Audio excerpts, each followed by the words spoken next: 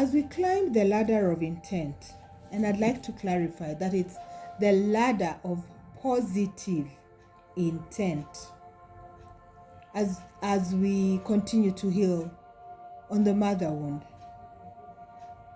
Are you comfortable with the shadows that you can see around you? Are you comfortable with the different parts of you that are now coming awake? Because maybe you had choked some to death. And I like to say, for some things to die, they have to die a natural death. Otherwise, their blood still cries out against us. And I'd like for this mother wound issue to die a natural death in our lives so that it never lives again. It never haunts the generations that come after us.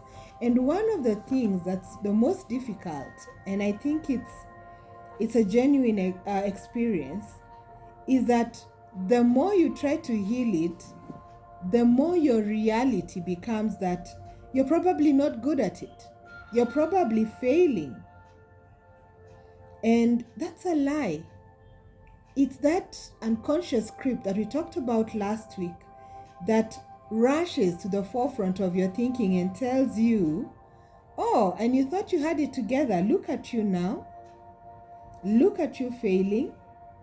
And I think that because of the fragility of infancy and childhood, maybe to the age of about 5 or 5.5, when we are fully trusting and reliant because our brain is forming schemas and templates about life from our mothers. So imagine if your mom is not present. Imagine if you're being raised by your mom and her sisters. You're being raised by your grandma.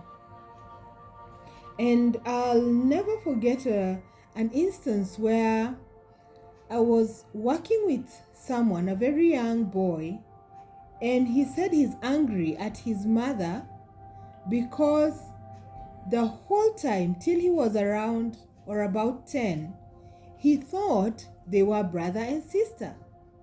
Why? Because the mother had had him earlier, left him at his grandma's, and she had moved on and was now being told, the boy was now being told by the grandma, oh, no, I know you call her by her name, but she's your mother. And they expected this child to just adjust. And so the next time the mom came, she told him, oh, you need to pack up because now when I come next, we're leaving. You're coming to stay with me.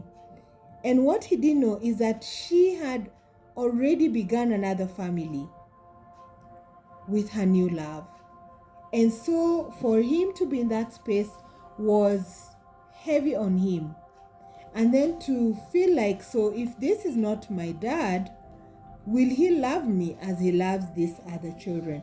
And that's why I've appreciated the men who've reached out and said the mother wound is real, not only for mothers, but also for the male gender that were probably mothered wrong as well, despite them not being the carriers of the pregnancy. And in this book, Agiso goes on to say that despite that sin that's committed to the child, either through, pre-conception, post-conception, or, pre-birth and post-birth, she says that a mother's emotional distress can create an emotional wound that can leave a child. Your own distress could cause a child to be left with feelings of abandonment, the dread of aloneness, a loss of the sense of self and well-being, and a hunger for a feminine touch that can be eroticized. And thinking back, and trying to understand my own journey in some of my emotional distress situations, I was very okay being alone because I didn't feel threatened. I didn't feel inadequate. I didn't feel inferior. I felt that all was well with me being alone. And that obviously did not look or sound good to any adult who knew that a child would thrive in the company of others. So as we try and heal these memories, what is coming to your mind? What are you processing? And how is it coming across to you? Are you ready to continue doing the work? Are you stuck? Please reach out to me. Let me know, where can I get you unstuck? How may I serve you towards your climbing of that ladder of intent? Next question would be, how intent are you on climbing this ladder of intent? What work do you have to do? And reminding us from previous engagements, we have already said that it is you who is on this healing journey. It is you who is seeking to recover from the traumatic experience. So thinking or negotiating with yourself that that person needs to know, that I need to sit her down and tell her, that I need to write all these messages to her and let her know that this is what she did and this is what it cost to me, might not be fruitful. Because like we said, the abuser or the causer of the wound may not even be aware that they caused the wound.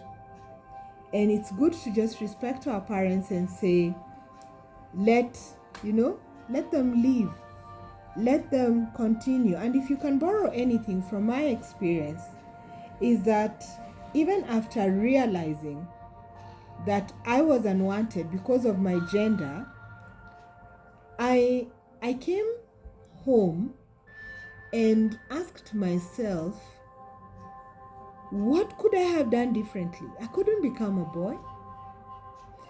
How would I have thought differently?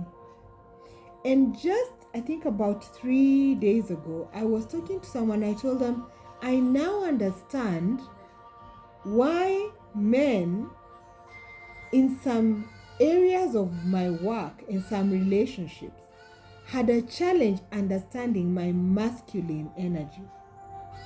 Because my mother had spoken some words, or if it's not a boy, it can be a boy and a girl. What?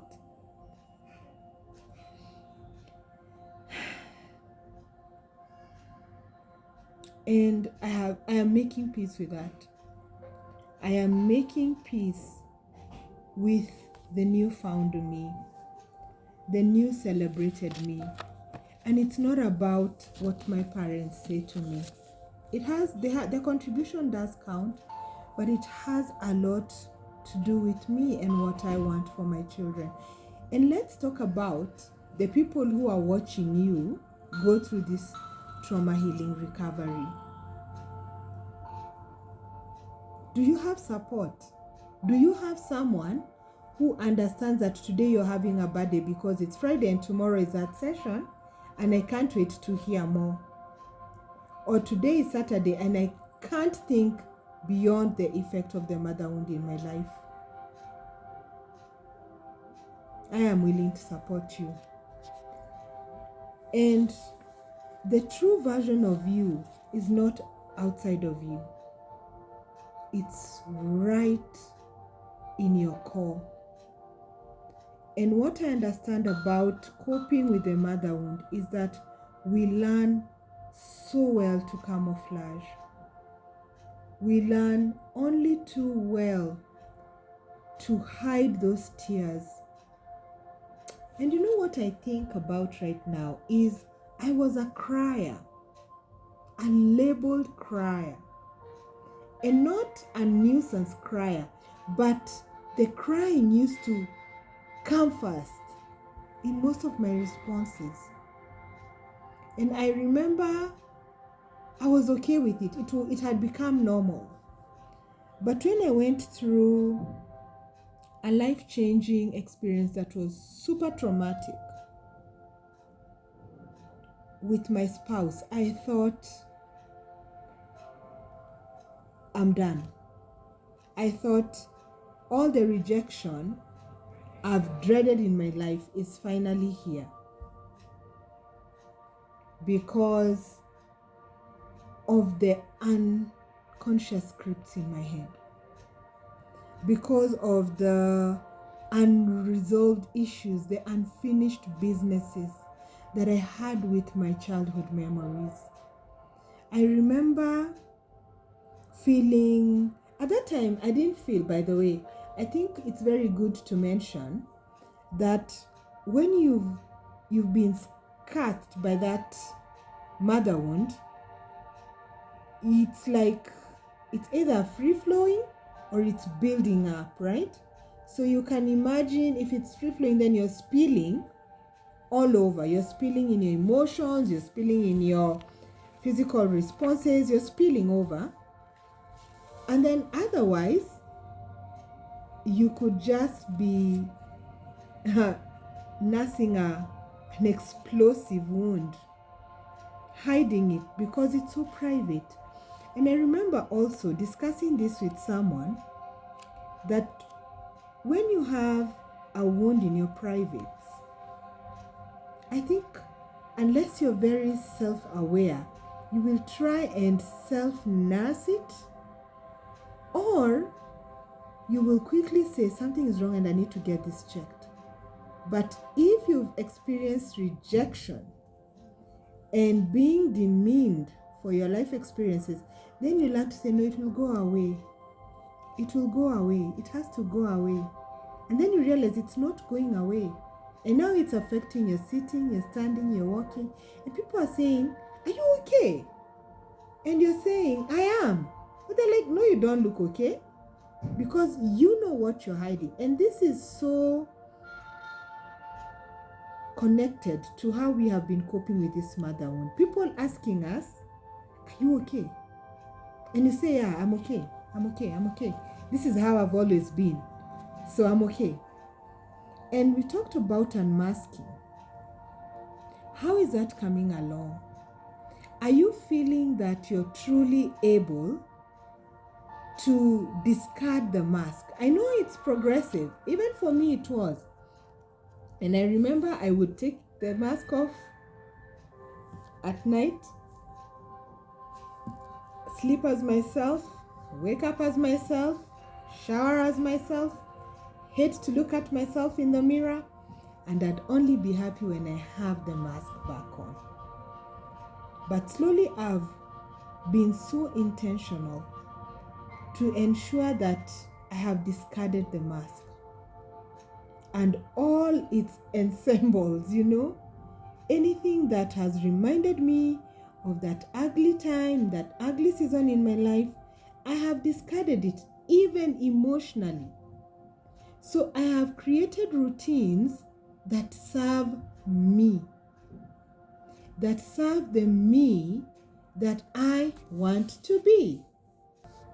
One of the most unforgettable and difficult parts for me in this book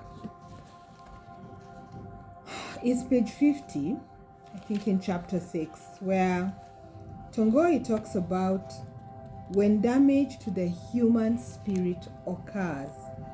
And she says a wounded spirit has no regard for time or age. And I just got stuck right there.